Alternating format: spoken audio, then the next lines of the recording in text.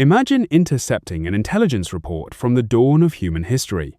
Not a dry list of dates and casualties, but a psychological dossier detailing the exact moment a species woke up to its own vulnerability. What if I told you that one of the most profound versions of this report isn't locked in a modern government vault, but is actually found in the ancient Ethiopian biblical tradition? We always hear the standard story of Paradise Lost, but the Ethiopian texts dive into the brutal, disorienting aftermath. It is a story of survival, psychological warfare, and the terrifying birth of human consciousness. It really is the ultimate psychological thriller. When we look at the Ethiopian texts, specifically the first book of Adam and Eve, the focus shifts entirely away from the simple act of eating the forbidden fruit. Instead, it zeroes in on the trauma of the exile. They are placed in the Cave of Treasures, and for the first time, they experience physical pain, extreme hunger, and the absolute terror of the sun setting. They literally think the darkness is going to last forever. Whether you look at this as a devout believer, seeing the spiritual reality of a fallen world, or as an atheist viewing it as a brilliant metaphor for the evolutionary leap into self-awareness and existential dread, the text is utterly gripping. It is a masterclass in describing human fragility. That dual appeal is exactly what makes it so relevant today. For the believer, it is the ultimate testament to God's enduring promise in the face of relentless demonic deception. For the secular mind, it is the perfect allegory for humanity stepping out of the ignorance of nature and into the harsh light of reality. Let us treat this text like an intelligence briefing for a moment. In this Ethiopian account, the deceiver does not just show up once as a snake, he repeatedly shapeshifts. He appears as an angel of light, as a rescuer, offering them fake water when they are dying of thirst, or promising to lead them back to paradise, only to lure them to the edge of a cliff. How perfectly does that map onto our modern world? It is chillingly accurate. If you translate that shape-shifting deceiver into modern terms, you are looking at the exact playbook of modern governance, corporate algorithms, and media manipulation. The deceiver in the text weaponizes their deepest desires, their nostalgia for Eden, their craving for safety. Look at the acts of governments today, especially authoritarian regimes or even hyper-partisan democracies. They rarely present themselves as oppressors. They present themselves as angels of light. They say, surrender your privacy, give up your civil liberties, and we will protect you from the darkness. We will lead you back to a golden age. It is the exact same false promise. They offer a synthetic version of Eden that is actually a trap. A synthetic Eden.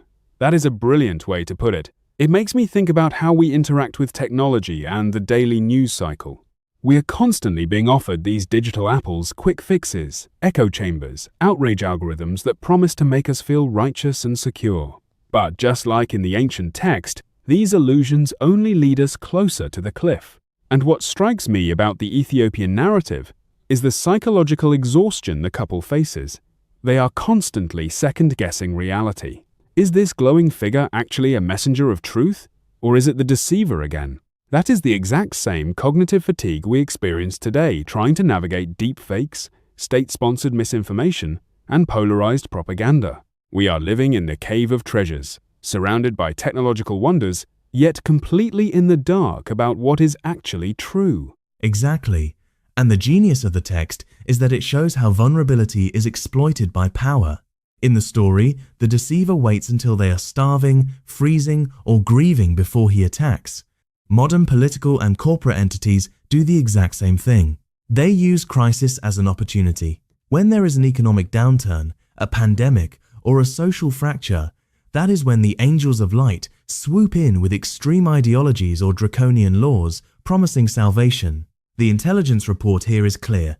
Beware of the savior who demands your autonomy in exchange for comfort. That brings up a fascinating angle about the state as a surrogate for the divine. In the story, God provides boundaries but allows them the agency to fail, whereas the deceiver tries to micromanage their destruction through constant, suffocating intervention. When we look at modern governments overreaching, trying to legislate morality or control the flow of information, they are often mimicking that deceptive, controlling force. They want to be the sole arbiters of truth. But let us pivot for a second from the macro level of state control to the micro level. Let us talk about the relationship between these two individuals. because this text is also a profound dossier on human connection. It absolutely is, and this is perhaps the most moving part of the Ethiopian narrative. They do not just turn on each other in bitterness, which is how the traditional Western narrative often frames it with the whole blame game. In the Cave of Treasures, their shared trauma binds them. There are moments where the grief is so heavy that they literally try to end their own lives by throwing themselves into a river, but they save each other. They are navigating a hostile, unforgiving reality where all they have is the shared memory of a better place and the stark reality of their current suffering. It is a stunningly accurate blueprint for modern relationships. It really hits a nerve, doesn't it? Think about couples today trying to build a life in a world that feels increasingly unstable.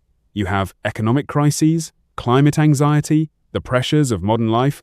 It often feels like we have all been exiled from some promised future, some economic or social Eden that we were told we would inherit. And just like the first couple, modern partners have to look at each other in the dim light of the cave and decide how to survive. Do we let the external pressures, the deceivers, and the exhaustion tear us apart, or do we become each other's anchor? That is the core choice. And the text suggests that the relationship itself becomes the vehicle for survival. They have to learn a completely new way of communicating. In Eden, everything was intuitive and provided for. In the cave, they have to negotiate, they have to comfort, they have to warn each other when the shapeshifter appears. In our modern relationships, the shapeshifter might be the stress of a toxic job, the intrusion of social media into the bedroom, or the financial pressures imposed by a failing system. These external forces constantly try to drive a wedge between partners. The intelligence report here tells us that solidarity is the only defense against a deceptive world. Solidarity in the dark. I love that. And it requires a brutal kind of honesty. They had to admit to each other that they were terrified. I think modern relationships fail when people try to pretend they are still in Eden. They project these curated, perfect lives on social media, pretending they have no flaws, no fears. But true intimacy, as shown in this ancient text, is built in the cave. It is built when you are stripped of your illusions, and you have to rely on another flawed human being to help you navigate the rocks and the cold. It is a beautiful paradox. The loss of paradise is what actually forged human empathy. Without the exile, they would never have known what it means to sacrifice for one another. And pulling this back to the broader picture of our modern world, whether we are dealing with government overreach, the flood of misinformation, or the struggles in our own homes, the lesson is resilience. The Ethiopian text does not end with them dying in despair in the cave. They learn to adapt. They learn to recognize the deceiver's tricks. They start to understand the mechanics of their new reality. They build a tolerance to the deception, which is exactly what we need to do right now. We need to develop a societal immune system against the false promises of modern politicians and the manipulative algorithms of tech giants.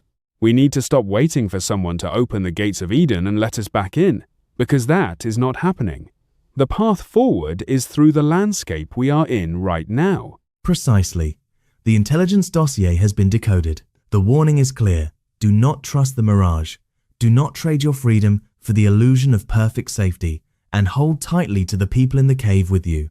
The world will always have its shapeshifters, but human consciousness, once awakened, has an incredible capacity for truth, if we are willing to look at it without blinking. That is a powerful place to leave it.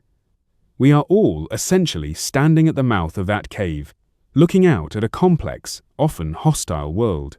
The question isn't how we get back to a state of blissful ignorance. The question is, how do we walk forward with our eyes wide open? How do we build systems, governments, and relationships that acknowledge our vulnerability instead of exploiting it? The ancient text gave us the warning.